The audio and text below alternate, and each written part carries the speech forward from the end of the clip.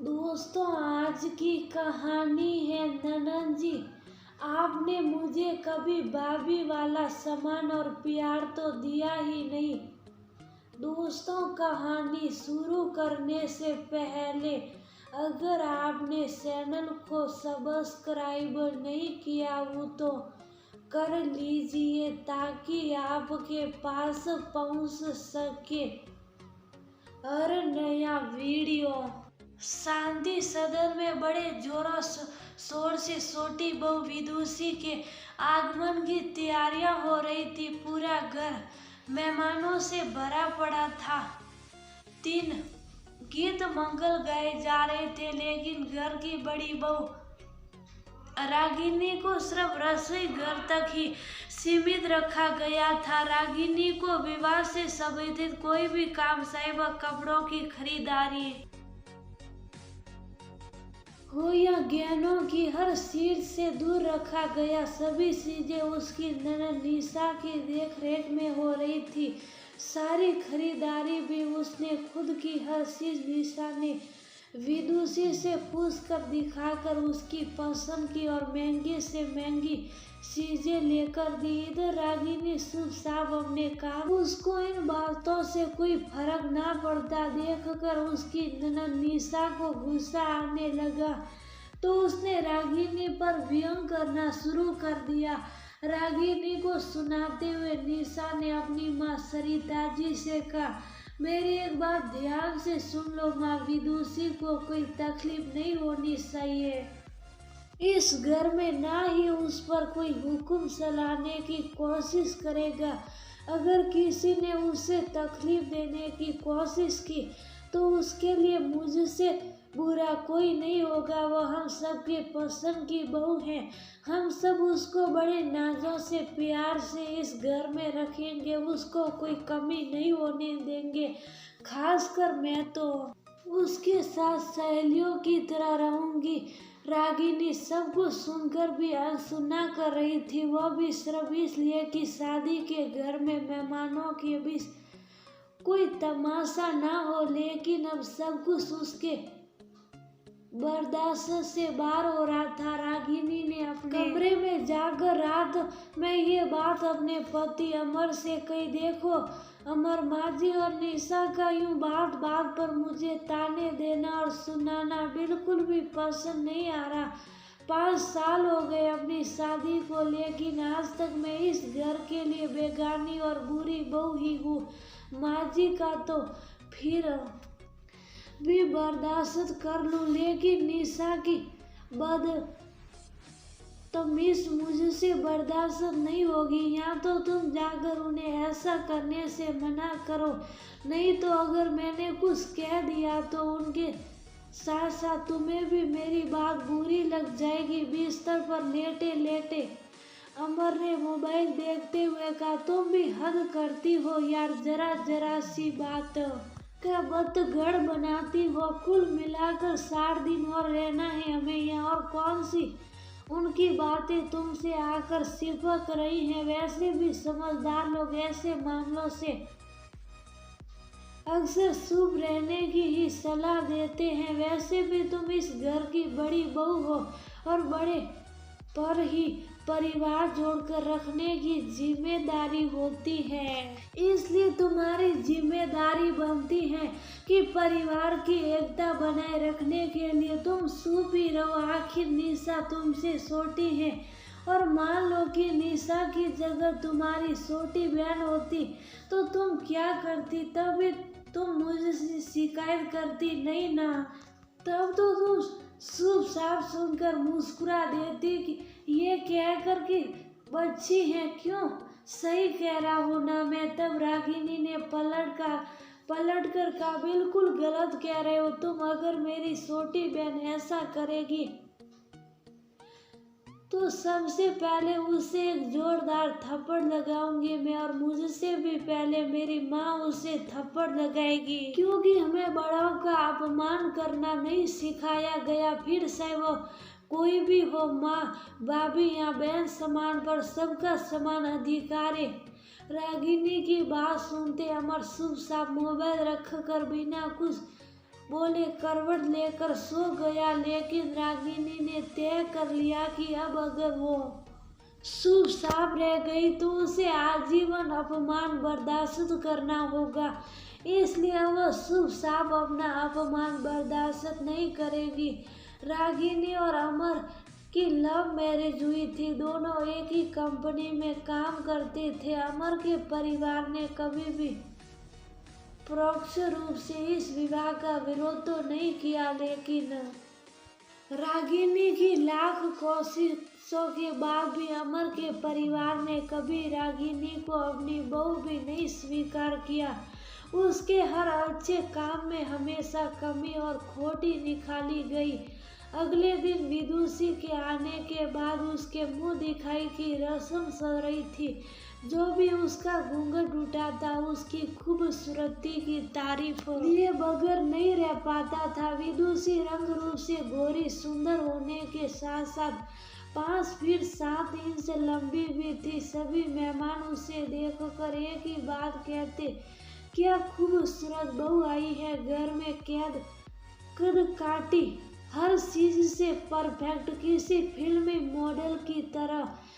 सरिता जी की ननद ने बहू की तारीफ में 2 4 बातें और बढ़ा चढ़ाकर कही कि तभी निशा ने कहा, अरे बुआ, विदुषी किसी ऐसे वैसे की पसंद थोड़ी है, मैंने खुद इस घर की छोटी बहू को पसंद किया है। आप ही बताओ, मेरी पसंद को कोई काट सकता है कि? आप तो अच्छी तरह जानती हो मुझे ऐसी वैसी छोटी मोटी चीजें पसंद नहीं आती है। निशा की बात में हाँ मिलाते हुए सरिता जी ने कहा, मेरी बेटी की पसंद तो हमेशा से ही एक नंबर की होती है, इसलिए तो इस बार इसे ही बहू पसंद करने की जिम्मेदारी इसके भाई और मैंने दे रखी थी। तभी तो हमारी छोटी बहू चांद का टुकड़ा है। वहाँ मौजूद मेहमानों के बीच खामोशी छा गई। सब रागिनी की तरफ देखने लगे क्योंकि सावली सलोनी रागिनी सामान्य कद काठी की थी और उसे अमर ने पसंद किया था। लेकिन रागिनी अपने व्यवहार कुशलता से सबके दिल में जगह बना लेती। आज रागिनी को निशा का कहना बहुत बुरा लगा। आज उसके मन के साथ साथ उसका आत्म सम्मान भी बहुत आहत हुआ था। तभी रागिनी की बुआ सास ने वक्त के नजाकत को देखते हुए कहा, अरे खूबसूरती तो बस कुछ पल की बात होती है, असली खूबसूरती तो व्यवहार में होना चाहिए, जैसा हमारी बड़ी बहू रागिनी में है। बड़ी बहू तू भी कुछ बोल, क्या चुपचाप खड़ी सबको देख रही है? देवरानी के मुंह दिखाई की रस्म पूरी तो कर बता तो देवरानी कैसी है? सभी ने हाँ में हाँ मिलाई और माहौल थोड़ा हल्का हो गया।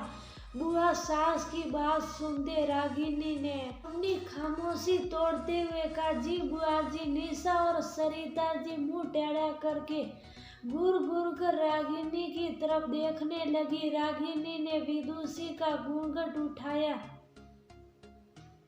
और उसे देखकर कहा, निशा दी, विदुषी तो वाकई बहुत सुंदर है। मुझे तो आज पता चला आपकी पसंद इतनी सुंदर है। विदुषी को देखकर तो कोई भी कहेगा कि आपकी पसंद तो वाकई बहुत अच्छी है। रागिनी के मुंह से इतना सुनते निशा ने घमंड में मुंह विचकाकर गर्दन दूसरी तरफ घुमा लिया और विदुषी से कहा, विदुषी देखो, कुछ लोग खुद सुंदर नहीं, हमारी पसंद के नहीं तो वह तुमसे जलन भी रखेंगे। हो सकता है तुम्हें परेशान करने की कोशिश करे, लेकिन तुम बिल्कुल भी डरना नहीं किसी से, क्योंकि तुम मेरी पसंद हो। तो तुम्हें कोई तकलीफ देने या तुम पर हुक्म चलाने की कोशिश करे तो तुम तुरंत मुझे फोन करना। मुझे ऐसे लोगों का दिमाग ठिकाने लगाने आता है। तब रागिनी ने निशा के पास जाकर सबके बीच में अपनी सास और निशा को गले लगाकर उनके कान में धीरे से कहा, अभी जो आपने विदुषी से कहा चाहूं तो मैं भी क्या कर सकती हूँ। बेशक मैं आप सबकी पसंद की नहीं, लेकिन मुझे इस बात की बहुत खुशी और गर्व दोनों है कि मैं अपने पति की पसंद हूँ और हम दोनों एक दूसरे की पसंद से पूरी तरह से खुश और संतुष्ट। एक गुजारिश भी करूंगी आपसे कि मुझे तो आप दोनों ने कभी झूठे दिखावे में भी अपनी भाभी और इस घर की बहू होने का सम्मान नहीं दिया, लेकिन विदुषी को अपने कहे अनुसार सारी खुशियाँ और सम्मान जरूर दीजिएगा। खासकर माँ जी आपसे उम्मीद करती हूँ। फिर दूसरी तरफ अपनी सास से कहा, माँ जी उम्मीद करती हूँ कि आप अपनी बेटी के साथ साथ विदुषी को भी इस घर की बहू होने के अधिकार और पूरा सम्मान देगी। इसके साथ ही उसकी पसंद नापसंद का भी इस घर में पूरा सम्मान होगा। एक आखिरी और सबसे जरूरी बात मैं आप दोनों से कहना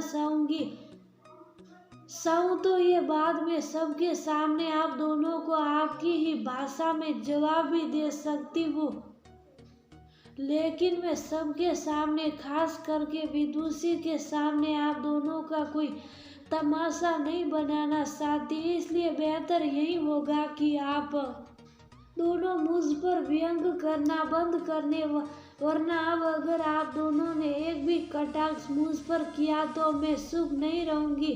अब आपकी मर्जी। शुभ साहब यूं ही मुस्कुराते हुए खड़े रहिए, प्यार से या व्यंग्य करके तमाशा बनिए। चलती हूँ सब रागिनी की तरफ देखने लगे, लेकिन आज रागिनी ने सबके सामने शुभ साहब अपने मन की बात साफ साफ लफ्जों में निशा और सरिता जी को सामने रख दी। निशा और सरिता जी को आज समझ नहीं आ रहा था कि वह कहे भी तो क्या कहे। उनकी हालत देखने लायक थी। ना चाहते हुए भी उन्हें अपनी इज्जत बचाने के लिए मुस्कुराना पड़ रहा था। वो लोग शुभ साहब गुस्से में घूरते हुए रागिनी को जाता हुआ देखती रह गई। रागिनी जानती थी इतनी आसानी से ये बात खत्म नहीं होने वाली, लेकिन इस बार अपने आत्मसम्मान से समझौता न करने का रागिनी ने दृढ़ निश्चय कर लिया था।